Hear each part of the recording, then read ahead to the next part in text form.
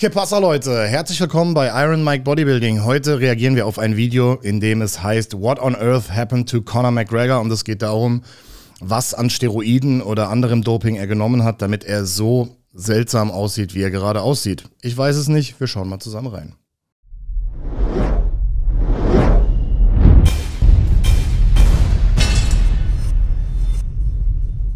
Jawohl, und dieses Video ist tatsächlich sehr interessant. Mir wurde so viel verraten, dass es in dem Video ein bisschen darum geht, dass er sich wohl äußerlich sehr verändert hat.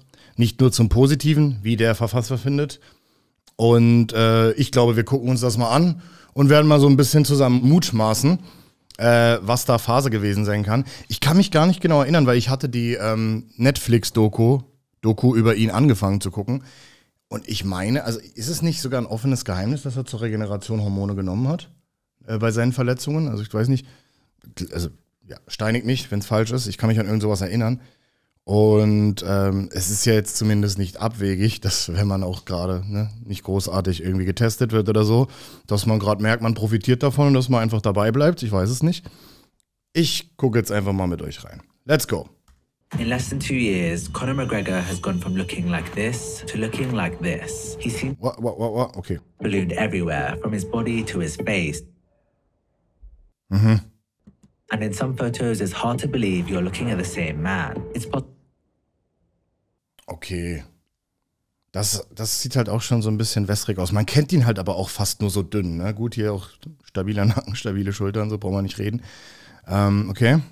To think the pictures were just taken at a bad angle, but one look at a recent interview with McGregor, side by side with one from 2021. Clearly shows that something else is going on. His bone structure seems to have completely changed, and his face appears bloated in a way that can't be explained by a weight gain. But what may be more concerning than his physical transformation are the changes in his speech and mannerisms. No, I don't. I'm the creator. I'm the creator, so I wasn't here saying that. Das klingt aber für mich eher, als hätte er irgendwas genommen gerade. Als wäre er so ein bisschen dizzy unterwegs. Conor was known for being a charismatic trash talker who dismantled his opponents before they even set foot in the octagon. He could promote a fight like no one else just through the sheer weight of his personality and bravado. No one was as quick, sharp, or captivating to listen to as Conor. Das war schon Entertainment des Grauens, ne? Him speak in some recent interviews, you wouldn't believe he was ever that guy. He seems to hardly be able to string a sentence together, and the people interviewing him look at him blankly with faces of confusion. So what on earth is going on with McGregor, and how has he changed so much in this short space of time? Everything traces back to the 10th of July 2021, when Conor entered the cage with Dustin Poirier for their trilogy fight. These two had a score to settle, and this was their day to do it. At this point, Conor was far from the fighter he once was, having lost some big fights and been very inactive in the preceding years, so a lot was riding on his performance. In the opening 2 minutes of the fight, we seemed to catch glimpses of the old Conor. He looked lighter on his feet, throwing more leg kicks and relying less on his boxing. But after the fight went to the ground in the second half of the first round, Poirier began to dominate. It looked like eigentlich eine ziemlich geile Legacy gewesen, wenn ich nochmal so drüber nachdenke. Also ich habe, ich glaube, wie viele andere bin ich nochmal durch Conor McGregor erst richtig zur UFC gekommen und verfolge das seitdem sehr, sehr gerne. Der hat, glaube ich, für sehr viele nochmal so die Tür aufgemacht, die jetzt auch mehr damit verdienen und ja, das Entertainment, also den Entertainment-Faktor, hat er auf ein ganz anderes Level gebracht. Ich meine, wir dürfen nicht vergessen, er hat für eine ganze große oder für eine ganze lange Weile hat er so das Spotlight einfach auf die Leichteren auch gelegt. Ne? Normalerweise war es ja immer interessant, was machen die schweren Jungs, das Schwergewicht und so. Das ist schon krass gewesen, was er so bewegt hat. Survived after he got back to his feet in the closing seconds. However, this is where things took a gruesome turn after he stepped back on his left leg and it snapped. The injury was horrific and Conor was wheeled out of the arena. Ja, wer erinnert sich? Böse. On a stretcher. He was rushed to hospital and had to undergo a 3-hour-long surgery where rods, plates and screws were inserted into his leg. Luckily for him, the surgery was successful and he took to Twitter to reassure his fans. What's up, fight fans? The Notorious here. Just out of the surgery room. Everything went to plan. Everything went perfect. I'm feeling tremendous.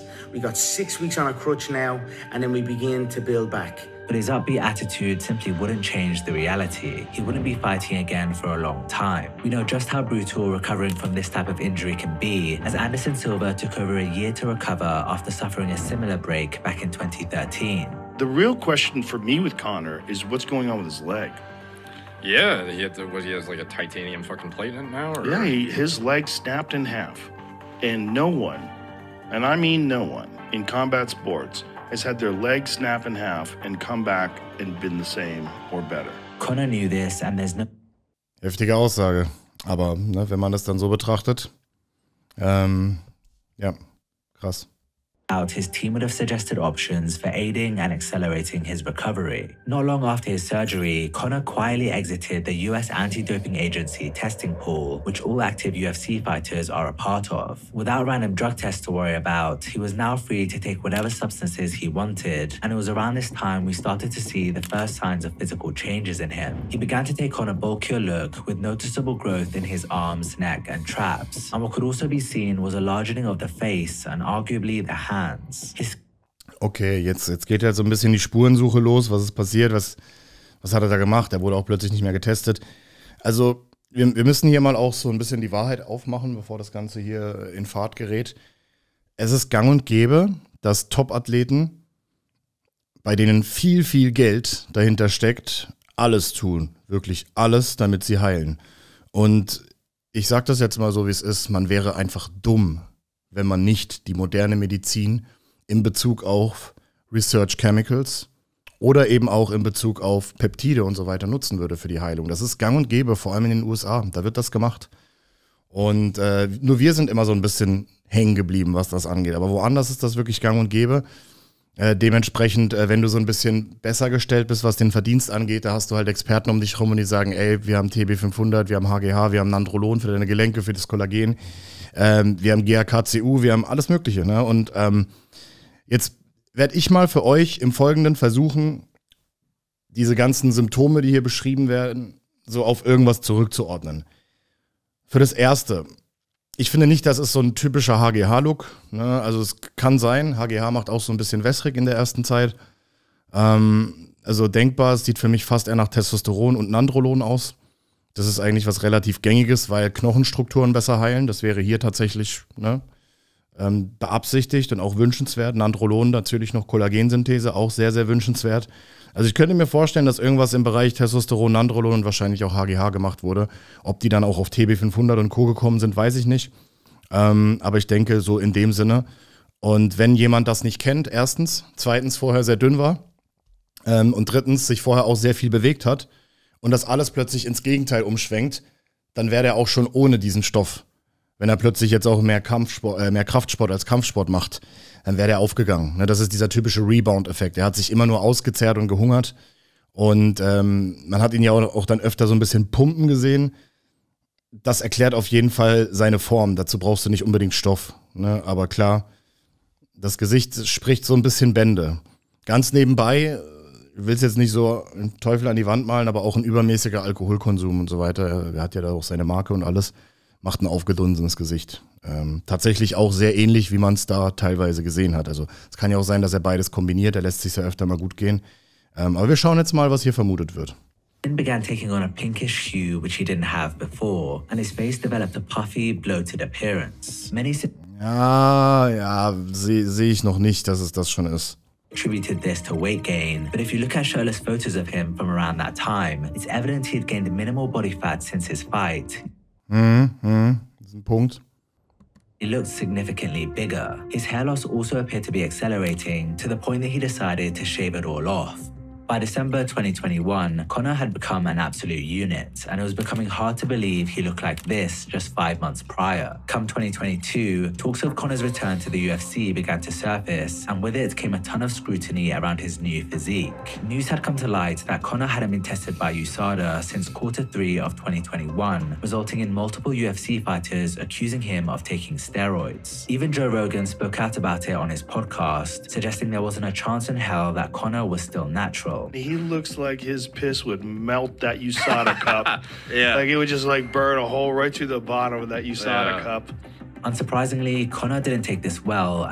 Man muss schon sagen, das ist ein sehr unvorteilhaftes Bild. Ne, also da bin ich auch dabei, dass ich sage, das ist jetzt nicht nur, also brauchen wir nicht drüber reden, das ist jetzt nicht nur Muskelzunahme. Auf der anderen Seite, wie gesagt, erinnert euch bitte an die allerersten Aufnahmen, vielleicht kennen manche von euch die von Conor McGregor. Der war schon immer so, also er war immer der Skinny Guy, war er wirklich immer. Und seit man ihn kennt, seit er vor der Kamera war, hat er sich nur bewegt, war der nur skinny, war nur am Weightcuts machen, also niemand kennt ihn anders. So, man weiß es gar nicht. Vielleicht weiß er es nicht mal, wie sein Körper auf eine plötzliche Pause, mehr Essen reagiert und eventuell Medikamente wie auch Steroide, die ihm gegeben wurden, damit er heilt. Ne? Und wenn ein Conor dann vielleicht auch von seinen Ärzten beraten wird und es wird ihm gesagt, du Conor, du solltest jetzt vielleicht nicht mehr so Alkohol trinken und so weiter. Und er sagt sich so, ja komm, mache ich halt weniger, aber macht es dann einmal zu oft. Dann kommt so ein Look eventuell schon zustande. Ne? Er sieht halt fast gelb aus, finde ich persönlich. Das ist, was ich gerade sehe. Ich finde, er wirkt gelblich. Ne? Also blass war er ja immer, aber hier auf dem Bild, vielleicht ist es auch unvorteilhaft belichtet, aber auf ein paar Bildern jetzt schon fand ich, er wirkt fast gelblich. Posted on Twitter mocking Joe, but at this point, just about everyone believed that McGregor was on something. The true extent of his transformation was revealed in November 2022 when he decided to shave his beard off. Conor looked like a totally different person and people took notice. Auch sehr, sehr klar hier nochmal zu sagen, wenn der Bart weg ist, macht es halt auch nochmal was aus. Also ich weiß das einfach, weil ich so viele Rebounds begleite in meinem Coaching. Leute, die skinny as fuck sind, nach einer Wettkampfdiät oder irgendwas und die essen plötzlich mehr. Da passiert gar nicht so viel mehr. Die einen werden einfach nur trocken und hart und die anderen ziehen direkt Wasser. Ne? Und also man muss das immer so ein bisschen in Relation setzen. What the hell did I miss? You look totally different. Who the fuck is that guy? That dude ate Conor. His face looked abnormally big with a clear buildup of soft tissue around the jaw and cheeks, and his hands looked like a pair of oven mitts. This, along with the fact that he'd gained a large amount Die Hände halten tatsächlich Wasser, ne? Das sieht schon so aus. of lean mass and was still getting bigger, left almost no doubt he was using. But the question was, what exactly had Conor been taking? Die Beine sind auch gut geworden, muss man echt sagen, in dem Bild hat man das gerade gesehen. Associated with human growth hormone use are visible in Conor, and we see the same in Zach. You might wonder why anyone would take this stuff given the potential side effects, but for Conor it served a very specific purpose. Kinder, wirklich, wie gesagt, in geringer Dosierung hat es eigentlich wirklich so gut wie gar keine Side Effects. Das muss eigentlich schon ein bisschen mehr gewesen sein, dass sich jemand so verändert. Human growth hormone is known to speed up injury recovery by accelerating the repair of bones and even muscle tissue, and this is exactly what Conor was after following his leg break in 2021. This explains why he left the USADA testing pool, as human growth hormone is on their list of prohibited substances. With that being said, it's unlikely human growth hormone is the only Als Tablette. Pille meine ich. he's taking, as he's also shown signs of steroid use. Beyond the obvious muscle gain, Conor has exhibited symptoms such as hair loss, which he seems to have addressed with a hair transplant, as well as changes in the color of his skin, as previously mentioned. These are common side effects of taking steroids. Given the changes in Conor's Hairloss habe ich jetzt nicht gesehen, aber klar, so kann sein. appearance have stuck around, it's likely he's still on whatever drugs he started taking for his leg, even though it's now recovered. It's pretty obvious he's in love with his new physique, and I imagine he's in no rush to lose it. Der passt auf jeden Fall gut ins McFit. Ne? Ins McFit Wedding. Geiler Typ.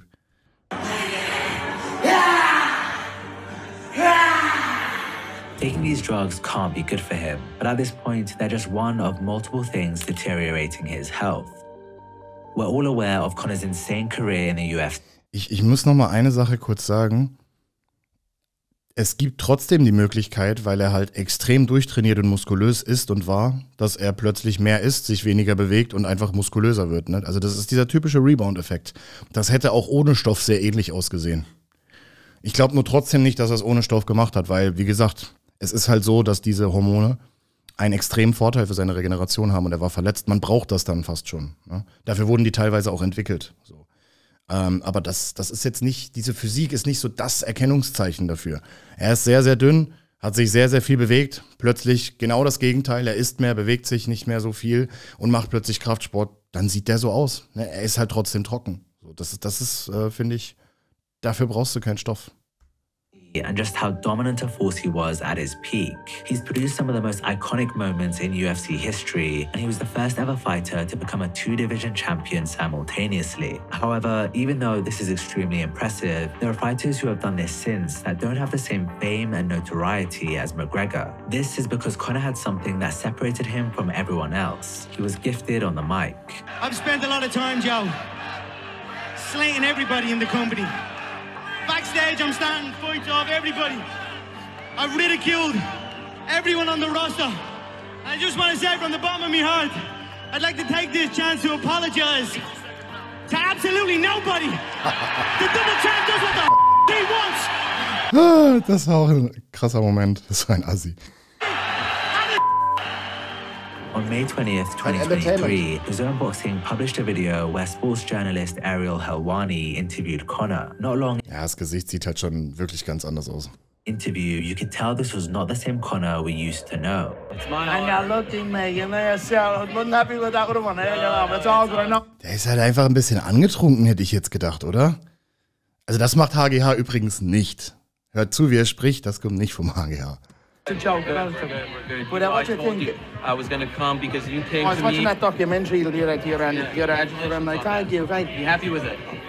Oh, I didn't have creative control of it, so I wasn't. Really? No, I don't. I'm the creator. I'm the creator. Ja, der wirkt auf mich halt angetrunken. Oh, das HGH, der kann nicht mehr sprechen. You might think he was just drunk, but very early on he explains to Ariel that despite being tempted by the beer in front of him, he's actually not drinking today. It's almost like torture to me. Ja gut, aber vielleicht kam der halt schon angetrunken zum Interview, weiß ich nicht. Er trinkt ja tatsächlich, das sieht man ja öfter. Er trinkt, ne? Er hat ja, ich glaube, bei den Fights auch immer zuletzt schon getrunken. Ich glaube aber nur, um seinen Drink da, sein Bourbon, war das ein Bourbon, zu promoten. Aber er hat ja offensichtlich wirklich davon getrunken, glaube ich. Öfter. This point saying to you now, a few minutes down, I'm not going to drink it. This will be if I'm not going to drink, because I'm going to train 3 times today. And I tell you why. When I trained this morning, I don't usually train 3 times. I just feel like 3 times a day. Sorry, der wirkt für mich trotzdem angetrunken. I don't. It's just a big fight tomorrow for KD, and I. Throughout the whole interview, he was extremely difficult to understand, and he was constantly licking his lips, which is a telltale sign of cocaine use. Ariel was clearly struggling to get a word in. Steht auf einem anderen Blatt. Wobei du auf Kokain eigentlich relativ gut reden kannst. Ne? Also du bist sehr, sehr wach, du bist sehr konzentriert, du bist sehr da, du bist auf Anschlag. Es ist nicht so, dass du auf Kokain eigentlich lallst oder deine Zunge verschluckst. Das ist eigentlich nicht der Fall. Das wäre dann eher so ein bisschen Richtung Sedative. Irgendwas, was halt sediert. Also bei Kokain eher weniger. As Conor kept rambling at 100 miles an hour. This is called a cafecito. Okay. So when I went to Miami, I went to the mayor of Miami's office. They gave me the key to the city of Miami. The mayor gives me this coffee. It was called a cafecito. It's Cuban coffee. It's unbelievable. Okay, aber weil er so random Blödsinn erzählt, das ist auch kein Kokain, aber wenn wir jetzt schon beim Thema Drogen sind, so random Blödsinn erzählen, so fast ein bisschen lallend, sehr euphorisch trotzdem, das ist so Richtung Ecstasy halt, ne? So was um den Dreh. MDMA glaube ich nicht, da wäre komplett crazy. Aber das ist jetzt schon sehr weit hergeholt. Das vermute ich auch nicht, ne? Das war jetzt einfach nur, weil wir das Thema gerade aufgemacht haben, so. Ich glaube immer noch, dass er angetrunken ist. You're running around doing laps. The top comments on the video pretty much all centered around the fact that Conor was on something, and in an analysis of the video by True Geordie, he summed up just how worrying this really is. I don't know if this is related to his bad leg break or if this is just a slow descent into more and more drug use because, you know, let's be real, the more you take it, the more you need. And the reality is he's a far cry from the guy who gave this interview. Sure, you know, it's good to be in this position. I'm very thankful for it. I'm very, you know, I'll make sure to put it to full use. It's not even recognizable to this brilliant speaker of a man. It's not even recognizable, man. It's actually krasser Unterschied, definitiv. Ja, also klar. sad, man. It genuinely is. Conor actually watched True Geordie's video and in classic fashion posted an angry response on Twitter. Mr. Estrogen, what's happening? Bitch tits. Fat fucking bitch tits. Who the fuck are you? Nehmt Conor das Internet weg. Krasser Typ. Das ist aber immer noch er, ne? Das ist halt schon er. So ist er halt. Aber das ist halt trotzdem ein bisschen lallen schon wieder hier. Bourne's victim looking thing. Fuck me, man. Who scalded you with a kettle? You fat fuck. You fat nobody. You little feminine pussy of a thing. I fuck pussy, yeah? Keep my name out of it. Nicht witzig. Sagt man nicht. Nicht cool. You're just stupid cunt. Sick of seeing your fat born face. Scaldy, fat, estrogen head. Oh my God, you can't understand what I'm saying, can you not, pal? You've got subtitles under the fucking thing saying exactly what I'm saying. So what are you saying, you little fat no-name? Hallo. Oh Mann, Alter. Also ich kann halt auch eine Sache verstehen, die voll nervt, so. Oder was auch nicht, ich will nicht sagen nervt, aber stell dir vor, du gibst ein Interview oder du machst, egal was du machst, ne? Und plötzlich redet die ganze Welt einfach über irgendwas, was du da gemacht hast. Und das ist bei ihm halt so. Egal was er macht, egal wo er ist, wenn irgendjemand irgendwas findet, so wie ich jetzt gerade, dann wird darüber geredet. Das ist halt so, das kann nerven. Das kann wirklich nerven. Das ist halt so der Preis dafür, ein Superstar zu sein. Ich würde da nie drauf eingehen, so, ich weiß nicht. Also zumindest nicht in dem Maße, aber da war er auf jeden Fall nicht nüchtern, glaube ich. Ich glaube nicht, dass der das nüchtern macht. So eine Ansage. World wouldn't change the facts. True Geordie had a point. Since his injury, Conor has been partying more than ever, and with that has come a significant amount of drinking and seemingly drug use. This, coupled with his apparent use of growth Ja, er wird kiffen, ne?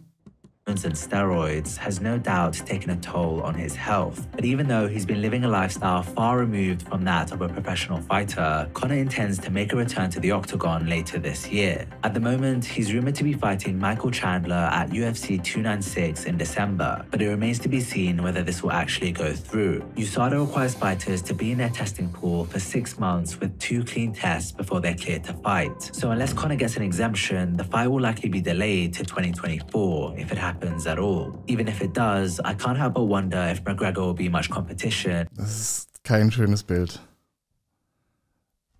Das meine ich so, dieses leicht gelbliche. Das ist kein schönes Bild, aber gut. After everything he's put his body through over the past 2 years. Okay. Ja, ich denke, ich habe alles dazu gesagt. Wir müssen eine Sache kurz klären. Also HGH führt nicht dazu, dass du dizzy bist und so, aber das ist, glaube ich, ganz klar.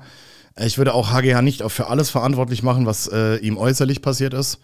Ich finde nicht mal, dass, wie gesagt, seine äußerliche Transformation der Muskulatur durch Steroide gekommen sein muss, weil er einen Rebound-Effekt ganz einfach zu erwarten hatte, wenn er sich weniger bewegt. Das ist eine logische Sache. Ich denke trotzdem, dass er es mit Steroiden gemacht hat, weil wenn du gut beraten bist für den Knochen und für die Regeneration insgesamt, machst du das einfach. Und deswegen wird auch HGH im Spiel gewesen sein. Wenn man das Ganze zusätzlich mit Drogen und Alkohol kombiniert, dann tatsächlich sieht man so aus. Ist halt wirklich so, weil dann kriegst du so einen wirklich bloated Look, deine Leber, die zickt ein bisschen rum, dadurch wirst du leicht gelblich. Das könnte wirklich sein. Also das ist so die schlimmste Kombination, die man fahren kann. Und ich kann mir vorstellen, dass er das halt mitunter tut. Und ich denke, dass er in so Momenten, in denen er halt so ein bisschen high ist oder gesoffen hat, da sollte er halt keine Interviews geben oder so. Aber ich meine, hey, da haben wir schon 1000-mal gesehen. Das ist bei Superstars halt gang und gäbe. Ich bin sehr gespannt. Ich freue mich drauf, ihn kämpfen zu sehen. Ich hoffe, er wird kämpfen. Ich hoffe, er kommt zurück zu seinem alten Ich. Zumindest in irgendeiner Art und Weise. Und ich bin und bleibe ein großer Fan von Conor McGregor. Einfach von ihm auch als Entertainer, muss ich sagen. Und dementsprechend glaube ich, war's das. Schreibt gerne eure Meinung in die Kommentare. Was denkt ihr, hat Conor McGregor denn genommen? Findet ihr das Video übertrieben? Findet ihr, das ist so eins dieser Videos, wo sich jemand einfach, keine Ahnung, ein bisschen hochziehen wollte an dem Thema? So wie ich gerade. Und schreibt eure Meinung in die Kommentare. Ich bin sehr gespannt. Und wenn ihr mehr solche Videos habt und Vorschläge habt, dass wir uns sowas angucken sollen, dann schreibt es doch auch in die Kommentare mit Link und einer kurzen Beschreibung. Ansonsten abonniert gerne den Kanal, supportet mich gerne bei Big Sound mit dem Code Mike10. Und dieses Shirt hier könnt ihr auf meiner Seite coachironmike.com bei meinem Merch kaufen. Und wir sehen uns das nächste Mal bei Iron Mike Bodybuilding. You're never gonna make it, you're not good enough. There's a million other people with the same stuff. You really think you're different, man, you must be kidding. Think you're gonna hit it, but you just don't get it. It's impossible, it's not probable, you're irresponsible. Too many obstacles, you gotta stop it, yo. You gotta take it slow, you can't be a pro, don't waste your time no more. Who the fuck are you to tell me what to do? I don't give a damn if you say